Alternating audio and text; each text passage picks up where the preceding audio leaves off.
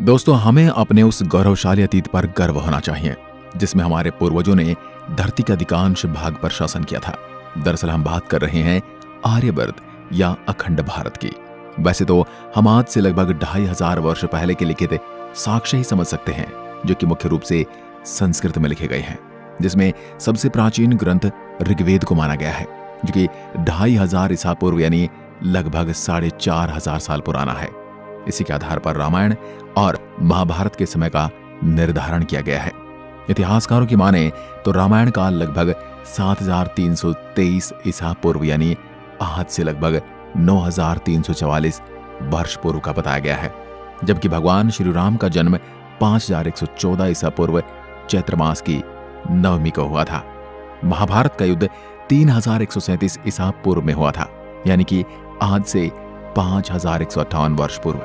हाल ही की IIT खड़गपुर के वैज्ञानिकों के एक शोध से पता चला है कि सिंधु घाटी की सभ्यता भी 6000 वर्ष पुरानी है। इसका मतलब ये सभ्यता भगवान श्री राम के समय में उपस्थित थी। आर्यव्रत शब्द हमारे भारत के प्राचीन गौरव को दर्शाने वाले बहुत ही पवित्र शब्द हैं। वैसे तो वेदों और महाभारत के अलावा अन्य ग्रंथों में भी आर्यव्रत का वर्णन मिलता है और आपस में बिल्कुल मेल नहीं खाता है, क्योंकि आर्यों का निवास स्थान हर काल में फैलता और सिकुड़ता रहा है। इसलिए सीमा क्षेत्र का निर्धारण अलग अलग ग्रंथों में अलग अलग मिलता है। ऋषि दयानंद कहते हैं कि उत्तर में हिमालय, दक्षिण में विंध्याचल, पश्चिम में अटक नदी और पूर्व में दृष्टद्वितीय नदी, जो नेपाल के पहाड़ों से निकलकर बंगाल, असम और बर्मा के पश्चिम से होकर दक्षिण के समुद्र की खाड़ी में मिलता है। इन नदियों की सीमाओं के बीच का प्रदेश आर्यव्रत कहलाता है। आज के अफगानिस्तान, चीन, ईरान और श्रीलंका, कजाकिस्तान जैसे देश भी आर्यव्रत देश की सीमा में थे।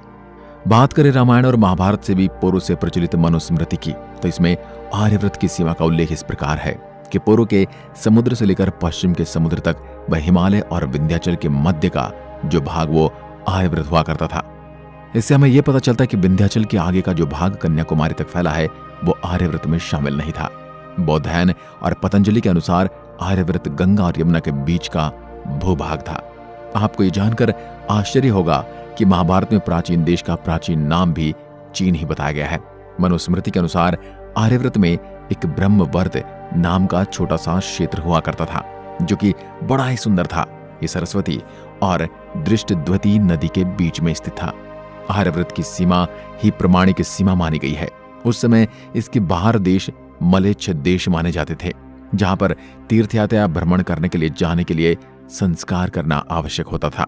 जिस प्रकार आज के समय में हमें दूसरे देश में जाने के लिए वीजा और पासपोर्ट की जरूरत होती है, वैसे ही उस समय संस्कार करे बिना लोग आर्यव्रत की सीमा से बाहर नहीं जाते थे।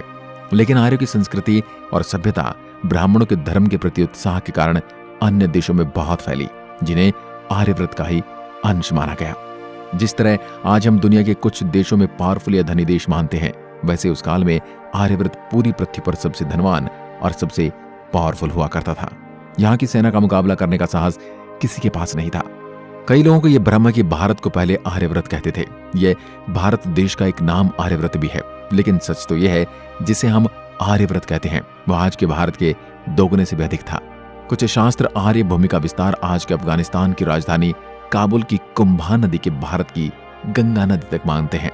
ऋग्वेद के अनुसार भारत के समय आर्यव्रत में बहने वाली नदियों में काबुल नदी, कुर्रम नदी, गोमती नदी, सिंध, रावी, सतलुज, झेलम, सरस्वती, यमुना तथा गंगा नदी प्रमुख रूप से थी।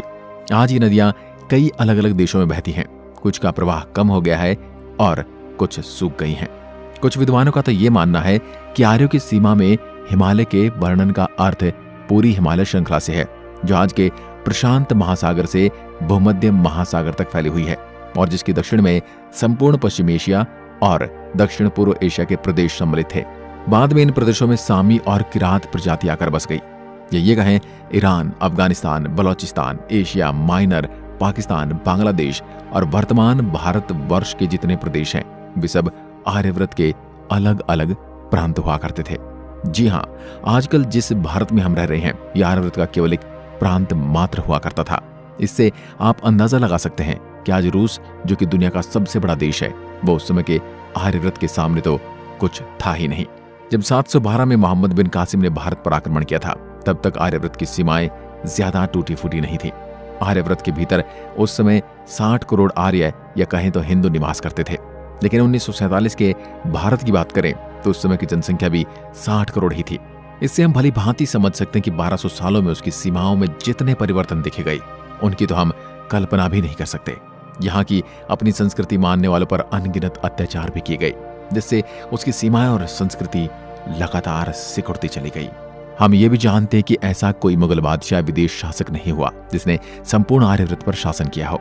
लेकिन आर्यों के समय तो ऐसे सम्राटों की लंबी श्रृंखलाएं हुआ करती थी। बाद में शहरीकरण की लहर में वैदिक काल के दौरान ब्राह्मणवाद या आर्यता का काफी हद तक पतन हो गया था। शहरों के विकास के साथ ग्रामीण ब्राह्मणों की आय और संरक्षण का खतरा पैदा हो गया था। और इधर नए नए धर्म जो शुरुआत में छोटे स्तर पर थे उनका भी उदय होने लगा, जिनमें बौद्ध धर्म प्रमुख था। फिर सिकंदर का भारत अभियान और मौर्य साम्राज्य का उदय, साथ ही उत्तर पश्चिम भारत में शक आक्रमणों ने अखंड भारत को पूरी तरह से खंड खंड कर दिया था।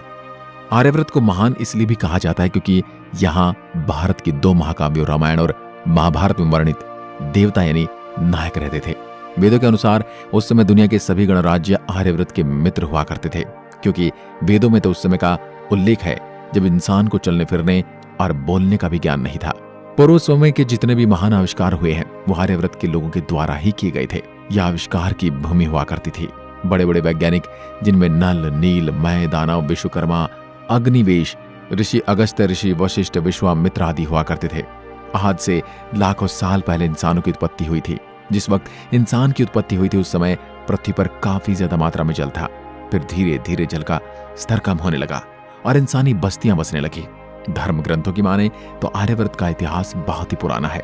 बाद में समय समय पर लोग भोजन और आवास की तलाश में इधर उधर जाने लगे और अनेक देशों का निर्माण हुआ।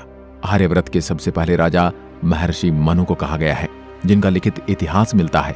इसके बाद में हजारों सालों तक यहाँ शांति से राज्य चलाया गया। महाभारत काल के राजा युधिष्ठिर तक इनमें कोई विभाजन नहीं देखा गया, पर इसके बाद जब महाभारत का भीषण युद्ध हुआ तो उसकी सारी सीमाएं मानो टूट सी गई। 2500 सालों के ज्ञात इतिहास में 24 बार भारतवर्ष या आर्यव्रत को खंडित किया जा चुका है। फ्रेंच, डच, कुषाण, शक, यमन, यूनानी, मुगल और अंग्रेजों के द्वारा भारतवर्ष पर अनेकों हमले किए गए। इतिहास में कहीं भी ये देखने को नहीं मिलेगा कि उन्होंने अफगानिस्तान, म्यांमार, श्रीलंका, नेपाल, तिब्बत, भूटान, मलेशिया जैसे देशों पर हमला किया हो, क्योंकि ये समस्त भूभाग उस समय तक इनका स्वयं कोई अस्तित्व नहीं था।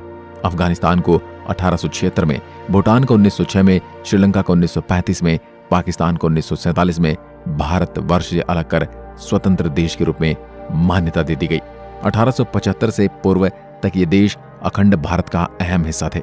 1857 में अंग्रेजों के खिलाफ उठी क्रांति से अंग्रेज घबरा गए और फूट डालो और राज करो की नीति से सबसे पहले 1876 में अफगानिस्तान को भारतवर्ष से अलग किया गया।